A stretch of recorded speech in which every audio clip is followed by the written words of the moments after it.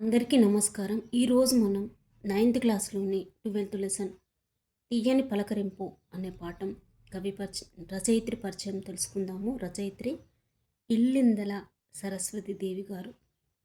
మరి ఇతివృత్తం చూసినట్టయితే మానవ సంబంధాలు, ప్రక్రియ, కథానిక.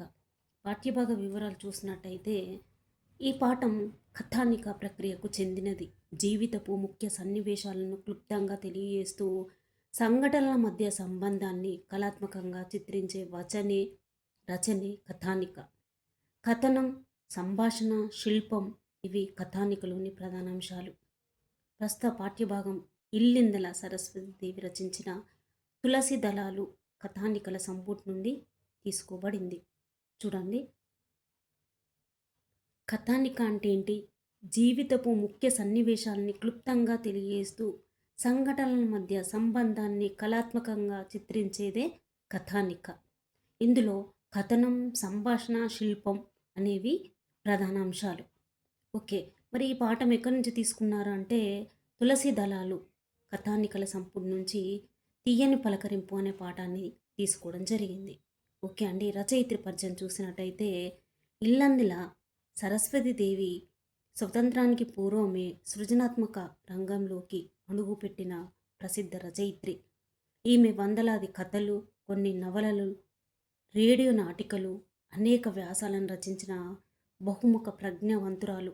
1982లో ఈమె రచించిన స్వర్ణ కమలాలు కథా సంపుటికి కేంద్ర సాహిత్య అకాడమీ అవార్డు వచ్చింది. రాష్ట్ర సాహిత్య అకాడమీ పురస్కారం, సుశీల నారాయణ రెడ్డి పురస్కారాన్ని కూడా పొందింది. తులసి దళాలు, రాజహంస ఇవి కథా సంపుటాలు. 1958లో ఆంధ్రప్రదేశ్ లెజిస్లేటివ్ కౌన్సిల్ సభ్యురాలిగా, జైలు విజిటర్గా పనిచేసింది. 1934లో స్థాపించిన ఆంధ్ర యువతి మండలి వ్యవస్థాపకుల్లో ఒకరు. మానవ మనస్తత్వ ధోరణులను విభిన్న కాలాలలో, సందర్భాల్లో జీవన పరిణామాలను విశ్లేషించి విశ్వజననీయ భావాలను దృష్టిలో పెట్టుకొని రచన చేసింది. సరళమైన, నిరాడంబరమైన వాస్తవిక అభివ్యక్తితో ఈమె రచనలు ఉంటాయి. ఓకే అండి, ఇక్కడ చూసినట్టయితే ఈమె రచించిన స్వర్ణ కమలాలు కథా సంపుటికి కేంద్ర సాహిత్య అకాడమీ అవార్డు వచ్చింది. మొన్న 2026 అడిగారండి ప్రశ్న. కేంద్ర సాహిత్య అకాడమీ అవార్డు ఇల్లందల సరస్వతి దేవి గారికి ఏ రచన వల్ల వచ్చింది అని అడిగారు. ఏ రచన అంటే స్వర్ణ కమలాలు. ఓకే అండి, మళ్ళీ ఒకసారి చూసినట్టయితే స్వర్ణ కమలాలు అనేది కథా సంపుటి. ఈ కథా సంపుటికి కేంద్ర సాహిత్య అకాడమీ అవార్డు వచ్చింది. రాష్ట్ర సాహిత్య అకాడమీ పురస్కారం దేనికి వచ్చిందంటే సుశీల నారాయణ రెడ్డి పురస్కారాన్ని కూడా పొందింది. ఓకే, రాష్ట్ర సాహిత్య అకాడమీ పురస్కారం, సుశీల నారాయణ రెడ్డి పురస్కారాన్ని కూడా ఈమె పొందింది. ఈమె రాసిన కథా సంపుటాలు ఏంటి అంటే తులసి దళాలు, రాజహంస. ఓకే, ఇవన్నీ మనము 9th క్లాస్లోని కవి పరిచయాలన్నీ నేర్చుకున్నామండి.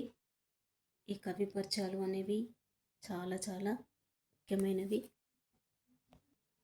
ముఖ్యంగా ఈ కవి పరిచయాల గురించి టెట్, డిఎస్సిలో అడిగే ప్రశ్నలు, రచయితల, కవుల కాలాలు, బిరుదులు, రచనలు, పరిశోధన గ్రంథాలు, యూనివర్సిటీలు అంటే వాళ్ళు ఏ యూనివర్సిటీలో పనిచేశారు అని, ఏ యూనివర్సిటీ అవార్డు ఇచ్చింది అని, తర్వాత ఇంకా కాలాలు, బిరుదులు, రచనలు, పరిశోధన గ్రంథాలు, వీటిపై ఎక్కువగా ప్రశ్నలు అడుగుతున్నారు. ఓకే అండి.